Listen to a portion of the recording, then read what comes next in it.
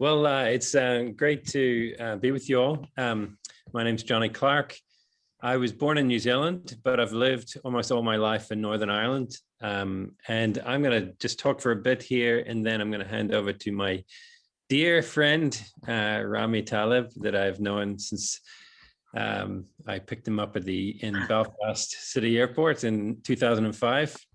And we've had a long journey together since. And we don't do this too much, but it's actually really nice to be able to do a seminar together.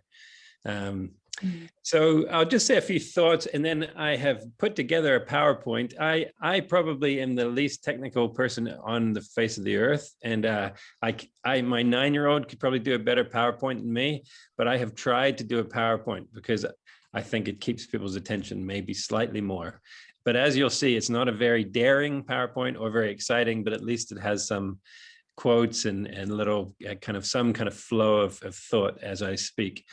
Maybe I'll just start by saying my journey to reconciliation probably happened in lots of ways. Part of it was personality. Part of it was my New Zealand parents moving to Northern Ireland as missionaries in the middle of the Troubles here, and kind of growing up watching them naturally move between Protestant and Catholic as if it was second nature, when that was very unusual in this country where I was from. A key moment for me happened during a gap year in 1995 when I was in South Africa. It was less than a year into South Africa, the first, Nelson Mandela's first year as the first Black president of South Africa.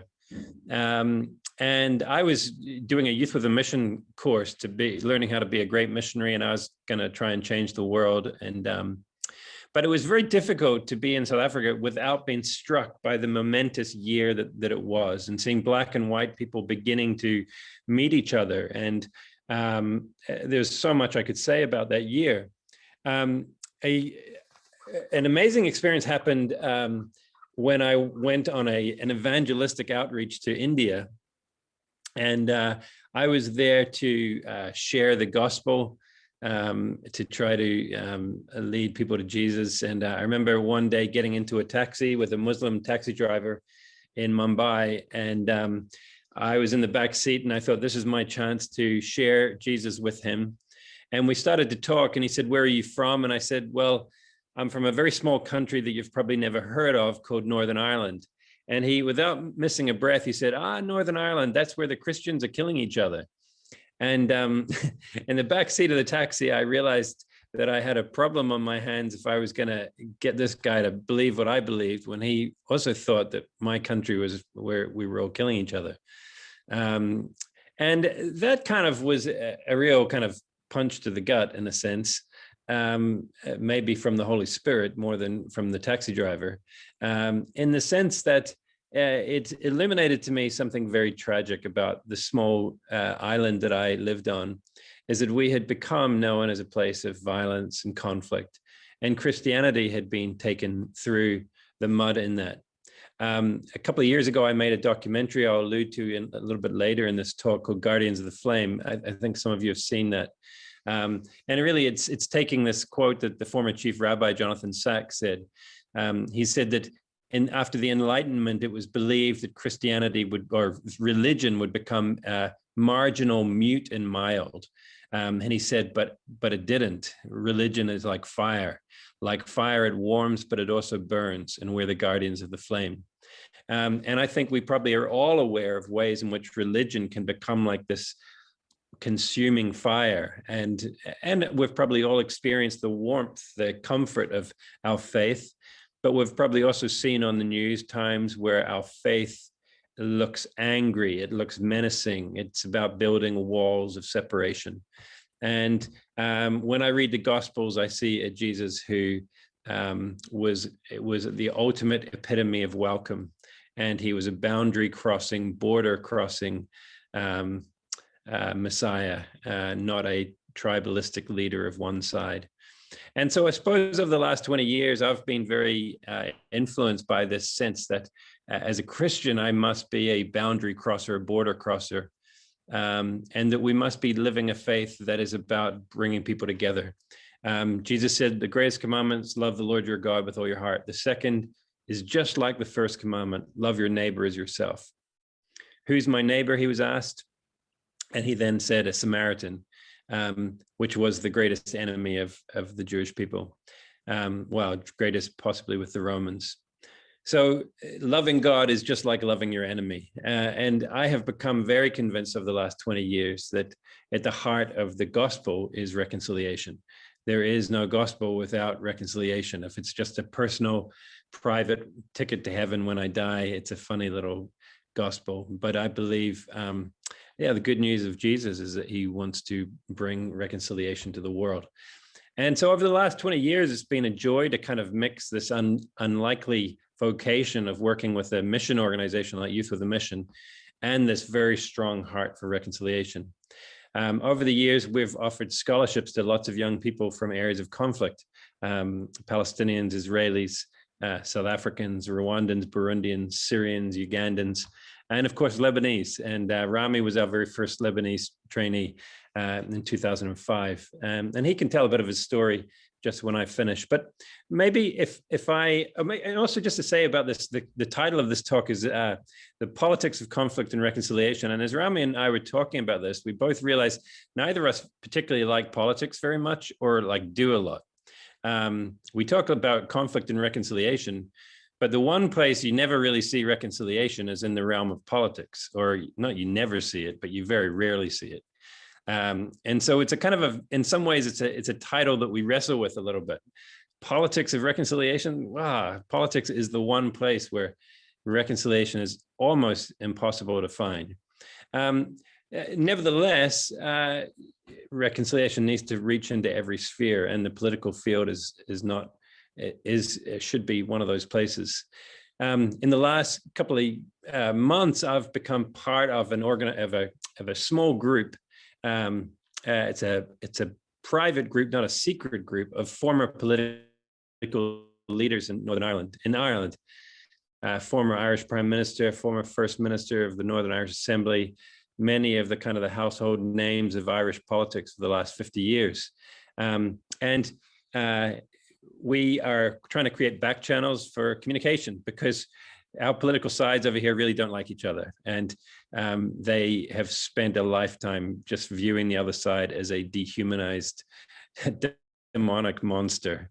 And if these retired politicians could begin to function like elders, reaching across the old boundaries and borders, then something good could happen. And I suppose that's maybe where any kind of credence I have in speaking on the issue of politics comes from, is my engagement with those particular leaders, and beginning to look at them in the eyes and ask them difficult questions. So let me get into a short presentation here, and then we'll take it from there. So politics, conflict, and reconciliation. I'll try to not race through it, but I'll kind of talk quickly through it. Then Ramy's going to share a bit, and hopefully we'll have time for a bit of Q&A at the end, or comments, questions, whatever. Okay. And feel free to raise your hand, I guess, during this if you want to, or unmute yourself and just start talking. But I'll go for it. Okay. So politics, conflict, and reconciliation. Well, with God on our side. That's a Bob Dylan song. And it's a state of, I suppose, perception that when God's on your side, then he's not on the other people's side. A friend of mine's called David Kidd. He said this: when your enemy becomes God's enemy, you know you're worshiping an idol.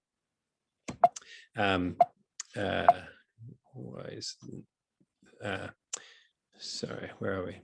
Anne Lamott said, you can safely assume you've created God in your own image when it turns out that God hates all the same people you do. You see, the point is, when you believe God is on your side, it can feel like a betrayal, both of God and your own people, when you compromise and make agreements with the other side. In the Northern Irish context, we have two very obvious tribes, if you like, two very obvious identity groups, Protestants and Catholics. Protestants see themselves as British, Catholics see themselves as Irish. For a Protestant to agree, a politician to agree with a Catholic politician, it can be regarded as a betrayal of their own people. Not only that, if you have a faith, often you believe that God is on the side of your people. So to compromise with the other side is to compromise on what God would want. It's not unlike that in Lebanon too, and Ramy may share a bit about that. Unlike here, we're in Northern Ireland, we have two tribes. In Lebanon during the Civil War, there was well over 15 different factions, 15, 16, so I can't remember how many, Ramy. And those sides, there's a history of death, of civil war, of loss, of loved ones being lost. So to make agreements and to compromise with another political group is to compromise with another identity group, to compromise with another religious group, and to compromise with people who may well have been responsible for the murder, for the death of people you love. So therefore, politics and reconciliation don't often go well together. This is what I quoted earlier, Jonathan Sacks, in The Dignity of Difference. He said, religions that has not become mute, marginal, and mild. It's like fire, it warms, but also burns. We're the guardians of the flame. So what's it like to be the guardians of the flame? That's the documentary I think some of you saw. Feel free to look that up afterwards. There's a number of podcasts I've recorded there. And all that. We're hoping that will be the first in a series of documentaries looking at conflicts around the world where religion is an important part of the narrative of the conflict. And actually the next one we're hoping to make is Guardians of the Flame, Lebanon. So look out for that whenever pandemics let us do it. So ingredients, I suppose, of being a presence of reconciliation. In Philippians 2, it says that Jesus, even though he was God, he emptied himself of his godhood. And that word emptying of himself is the word kenosis. So it may be as Christians, we are to have this self-emptying love. And it's the opposite of the power that many of us often seek. And it's the opposite of the power that often we're tempted as Christians to seek in order to legislate what we believe is the moral way for our society. Brian Zahn's a friend of mine. He's an American pastor. He said a tweet yesterday. I saw, it's very like Walter Brueggemann's thesis in The Prophetic Imagination. Brian says Moses was radical. His vision of a society formed in the worship of Yahweh, and the justice that flowed from that worship was revolutionary.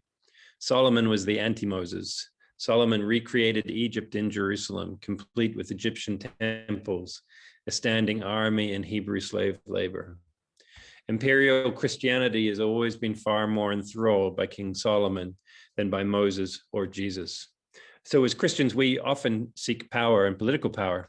There's a common narrative about Constantine in the 3rd century, kind of essentially perverting the trajectory of the movement of Jesus' followers from being a counterculture movement of people on the fringes loving others into the kingdom. They became the emperors, legislating people to come into the kingdom. And it's a very different way of doing it. So another ingredient of being a reconciling presence is to have active love and not passive indifference. A critique of kind of those who profess nonviolence is a sense that they mistake nonviolence as being passive. In other words, sitting and doing nothing.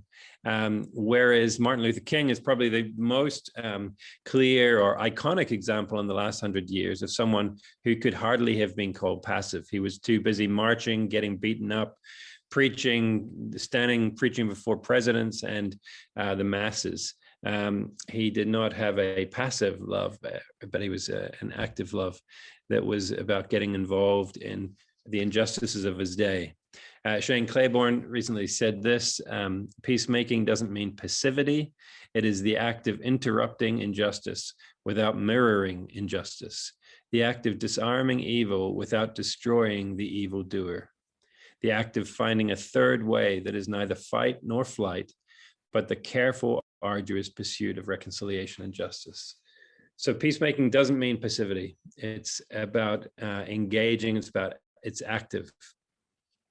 3 threats to reconciliation. The first threat is the belief that our side is special, this promised land theology. You get it in Northern Ireland, where the Protestant people, my people actually, even have literally said, Ian Paisley, the big political leader of the Protestants in the last 50 years, once said that Northern Ireland is our promised land. God has given it to the Protestant people.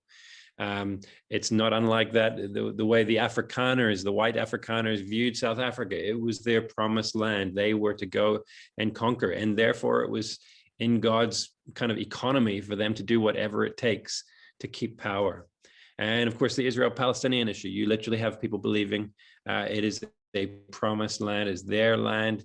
It doesn't really matter. The norms of justice and equality don't really exist there. This is about God giving one people a piece of land.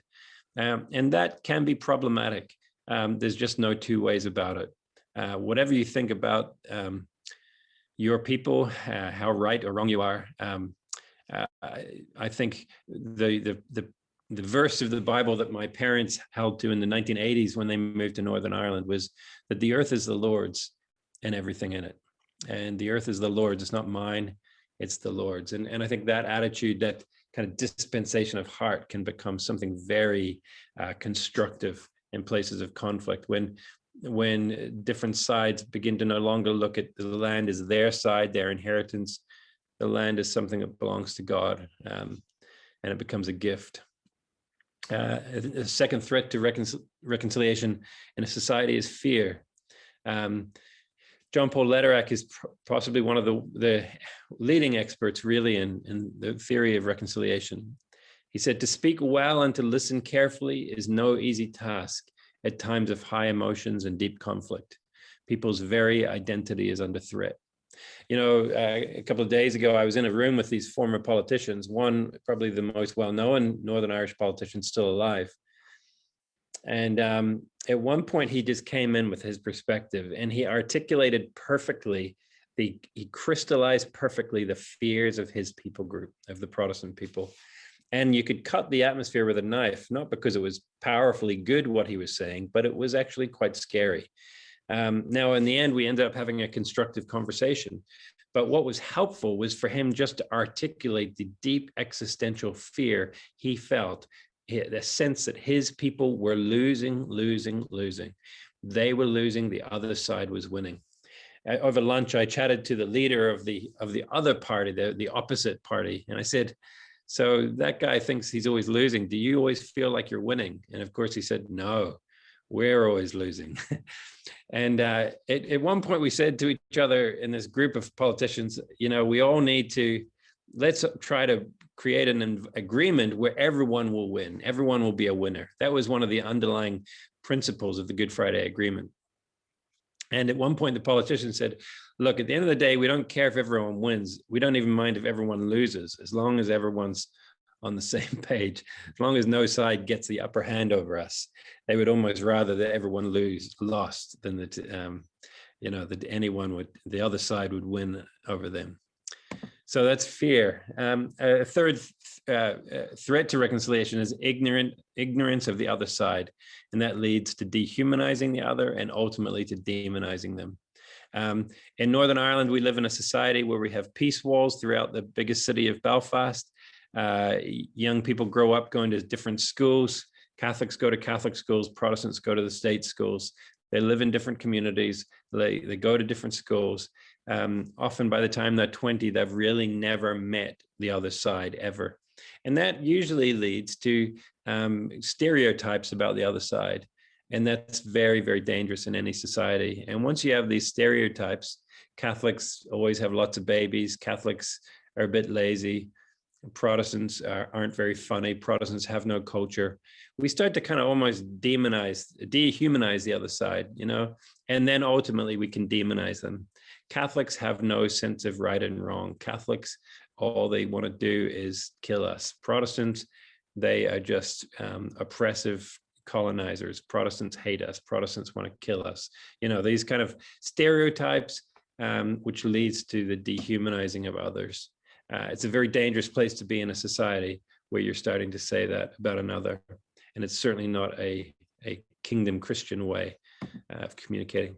So what's a key ingredient? I was recently asked in an interview, what's a key ingredient of a peacemaker? And I hadn't been prepared for that particular question. And I was like, right, what? And he was like, what is the ingredient? And this was my answer. And I don't know if it's the right answer, like it is the key ingredient, but I do want to bring it out because I think it's an important part as we talk about reconciliation in any context, let alone in politics. And what I said was, I think one of the key ingredients of being a peacemaker is the experience of coming face to face with your enemy, walking in their shoes and becoming their friend. In a few minutes, Ramy is going to share a little bit of his story. And I think one of the key parts of his story is that when he came to Belfast to do kind of a gap year with us, it turned out to be 5 years of work with us in Belfast. He walked into the room he was staying in, and facing him was someone who was the other, it was the enemy. For many Lebanese Christians, Palestinians were regarded as the enemy. And he walked into a room and realized he was going to be sharing a room for the next 9 months with someone who he would have regarded as an enemy. And over the course of that year, he was able to come face to face with that enemy, to walk in their shoes and to become their friend. And ultimately, I think that became one of the ingredients that transformed Ramy, instead of just being a nice kid from Beirut to being an ambassador of reconciliation, a statesman who's bringing change to his country. Henry Nouwen said that our society seems to be increasingly full of fearful, defensive, aggressive people inclined to look at their surrounding world with suspicion, always expecting an enemy to suddenly appear. But still, that is our vocation, to convert the enemy into a guest. John Paul Lederach as well said, to reconcile requires a commitment to see the face of God in the other, to feel the world from their perspective, and to place ourselves not in control of, but alongside their human experience and condition. So we're often fearful. That's one of the threats to reconciliation. We need to see the enemy that we're afraid of as a guest that we need to convert with love and hospitality and welcome. The ingredients of reconciliation: truth, mercy, justice, and peace. It's from the Psalm. Truth and mercy have met, justice and peace have kissed. And that really are the ingredients that John Paul Lederach has seen as the key ingredients in any kind of process of reconciliation. Any place of reconciliation there must be truth. You have to have mercy, you have to have justice, and you have to have peace. There's a lot more we could say about all four of those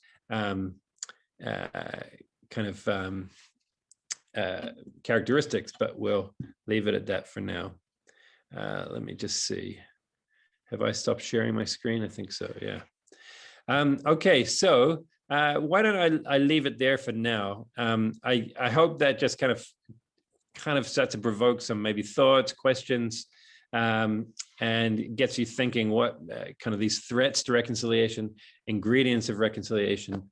And of course, as I've alluded to, there's a complexity of when we talk about politics. Politics and reconciliation are not natural bedfellows. They're things that often go against each other. So anyway, I want to hand over to Ramy at this point, who's going to take it from here and say a few things. So go for it, Ramy.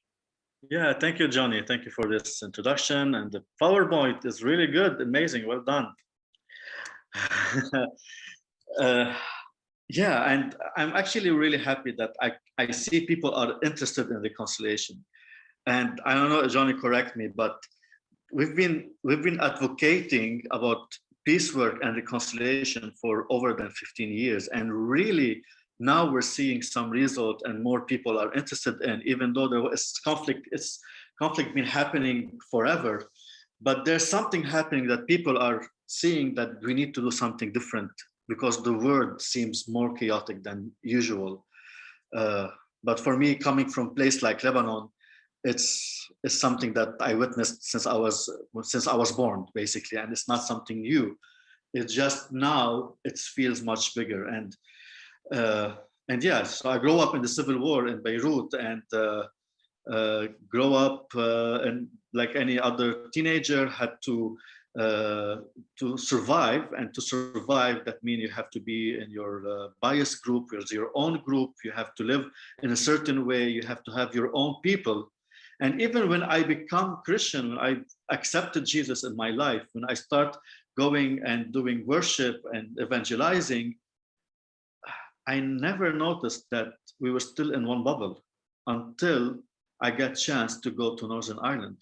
And it was the first time that I realized that was something strange. Like Jonny said, it was for me the first time I meet someone as a Palestinian. Like Lebanon, Jonny was saying, Lebanon is very complex. If I just gonna give you a brief, like just very short history, just for you to understand. And in 1975, we started our civil war. But before that, we already had around for another like 10 years or 15 years, many refugees came from Palestine because what happened in Palestine and Israel. And then those refugees were Palestinians and they were armed afterward. And then there was fear of other, that the one Jonny was speaking. And this fear caused more tension and tension until it broke in 1975. And the war wasn't only about Lebanese and Palestinians. It was much more complex. It was Muslims, Christians, Palestinians against each other, Muslims against each other, and even in the late 80s, it was Christians against each other, not Catholic or Protestant. They were just two group of people that are trying to have a force. They want to rule the country, and they start killing each other. And people from the same families, they will be shooting on each other from hill to another hill, because that's how was insane the situation. And till now, till now, our politics, I'm not gonna speak about the world politics, but till now in Lebanon, our politicians, they use the fear of other so they can get people to vote for them. And that's why when me and Jonny were talking about that, we were saying like, that's why we see it's really hard how reconciliation and politics can work together. Only if we get a group of politicians, they have been really changed their hearts, changed their minds, understand what is the best for the future, not caring about who they are or what their background or the other background, and start making some change. And it will be a dream come true, especially for our country. But I would say it's not impossible. It's possible. It just needs more time. It just needs time, because like we said, now now we're having those conversations, and it's new.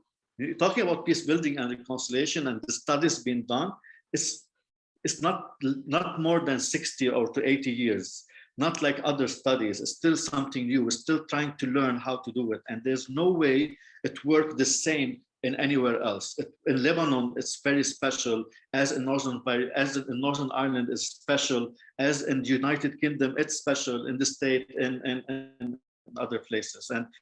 And for me, it started when I got this chance, really amazing opportunity to go to Northern Ireland to do this gap year. And when I went there, like I said, Jonny, I met this person. His name is George. He was Christian, but he was a Palestinian, and he didn't even live in Lebanon. But because of what I experienced and everything that I heard, it was enough for me to have a wall between me and this person that I'm not able to accept him. And like we said, fear, the other, fear, stereotype. And then at the beginning, I acted out. I was discriminating that person in my mind and my heart. And I was so struggling from inside, because I know what is right. I know I should love the other person. And then there was so much about justice, but those people didn't do justice to us, and I was struggling between love and justice itself. And until I got to know George, and this things that been frozen in my mind were melted. And then when this relationship started to happen and we become friends, then there was other things that stuck in my head, other theories, other thoughts, and I realized that we live in very biased communities, even if you were Christians, even if you were believers. And the problem with that is because we don't go and meet the other. The problem with that is we don't go and actually extend our love for people that other than the one we know, or other than the one where they think like us.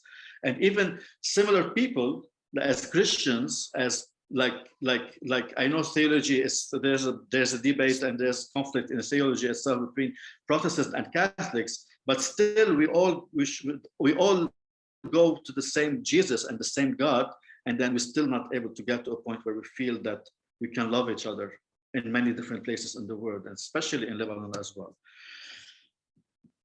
So how we do that, correct? Let's think practically. What does it mean for us? And this is me, after learning about these things. I've been in South Africa. I saw what happened in Rwanda, Burundi. I know what's happening in my neighbors in Israel, Palestine. I know what's happening in my country. And then my question to God, what to do? And then it's great to talk about theory, but it's also great to start thinking, so can we do this? Can we change? Let me tell you what happened on Sunday. This past Sunday, it's just happened, and we just posted something about that. We were able to gather 38 people from Sidon, Jazin area. Sidon, you know the Bible, Sidon, this is where we live, next to the sea. And we were able to gather young people from age 16, 17, all the way to 25 years old, boys and girls. And we had almost even, we had Christians, we had Shia Muslims and Sunni Muslims. And maybe for some of you, Muslims are one, but the Muslims also divided and they hate each other, Sunni and Shia. And that's how it's complicated in Lebanon. And then we were all there together for a day, and we spent a day together playing, eating, sharing stories. And then at the end of the day, they were sharing their stories about what's happening in their lives. And then the key thing they said, that our system don't allow us to meet each other. Our system is created in a way so we hate each other. And they discovered that by only doing that in one day. The plan for us is to work for them for the whole year, and then for them to become peace leaders, and then those leaders will be able to extend it and do it with many different groups. So what we're talking about renewing society. We're trying to renewing mind, correct? Even when we read about the Corinthians and we talk about the part that speaks about we are the ambassador, it started by saying we are a new creation and we cannot anymore see the people as we used to see them before, because Christ has saved us all. And then this is what we need to do. We need to break the ice among young people and then empower them, because when we empower them, this is where the change is happening. And it was amazing. You know, we had amazing time, and then we're now waiting for the next trip that we're going to be together. And then every time we want to see this bonding happening and changing. Another ministry that we have is called Play for Peace. And Play for Peace is gathering young people that like to play futsal, which mini football, you know, and play together. And we have basically now we have 400 players. It's an academy. It's not anymore a ministry with small people. It becomes an academy because first, young people, there's no one hearing their voice and they don't have their role. And when they find a place that they can actually do something, they can do it, and they can do it amazingly. Now, our senior teams, they're playing in our Lebanese league, and they're playing under Play for Peace. They're playing under this name, and then they're advocating in every match, in every game, Play for Peace, Play for Peace, Play for Peace. And then even in registration, because like we said, our country is set to be separate, even in sports. And I know this is maybe something similar that you guys experience. So when we go to register, usually a team that comes from Sidon, they will be all Sunni, and a team who comes from south of Beirut, they will be all Shia, and team who come from Mount Lebanon, they will be all Christian. And then we were the only team that Christian, Shia, Sunni, Armenian, Palestinian, Syrian. And then the first question the league asked, who are we? And then our answers was, we're here not to win, we're here to bring peace. And it's amazing that we're able to do that in social media and also on the ground by playing others. But not everyone is happy about that too. And there's always someone want to stand against something like that, because people want to control. Parties and politicians want to control their own people. If they see their own people, they're thinking differently about they're losing their identity in the party. That means it's causing the party problem, and then they want to bring that back up. And then we're facing them on daily basic challenge with them by trying to corrupt some of our players or corrupt the game and bring us down and all that stuff. And this happens a lot. And I guess our heart is, I guess for me personally, what I see that maybe Lebanon, the future of Lebanon is our young people. Despite everything we're going through, I don't know if you heard about the explosion that happened last year in August, how devastating that was, or the revolution or the economic crisis we are going in right now. And Annie was there. We were like, now if you want to fill petrol, we have to wait 2 hours so we can fill 10 liters of petrol in our car. It's costing us more to wait than actually filling petrol because of the situation that we are going through. So I guess in a way, reconciliation is truth, mercy, justice, and peace. Reconciliation is hope for others. And if I want to think about Jesus and what he did, if I think he gathered people to become his disciples, correct? Then he gathered the fishermen. They are good people, they are poor people, they just want to eat, and then he gives them something more special to live on. But then he called Matthew and Levi, and he is the tax collector for the enemy. He is the tax collector for the enemy, and he puts them in there. Then there was the other two from I don't know them in English very well, the Zabadas, the brothers. They were the rebels that they were going against the Roman Empire. And then he makes them disciples. So he had to start reconciliation in his own disciples. He puts them together. And what was the key ingredient for me, Jonny? It's love, correct? When you love each other, the people everyone will know that you are my disciples. Everyone will know that you are following the Prince of Peace. And when Christians were doing the same, when they were loving everyone non-stop, they collapsed the whole empire. And the moment we start seeking power, where we become the empire, and we did the same mistakes as other empires. And then here we want to ask God and ask everyone to go back to humbleness, right? And if we don't know anything what we want to do, in I think is it Zechariah, Ezekiel, what is it? I forgot the English one, but it says the Lord told you what you need to do. You need to act justly, love mercy, and walk humbly with your God. And then when everything is going as chaos, that's the only 3 things that we need to do: love, mercy, justice. Yeah, Jonny, you can continue from here. Okay, thanks, Ramy. Let me just finish by just showing you guys, in case I forget, and then we'll open up for questions. So if you want to find Ramy's website, the Foundation for Forgiveness and Reconciliation in Lebanon, you'll see he's got some cool videos about what they do. Join us in educating a new generation of peacemakers.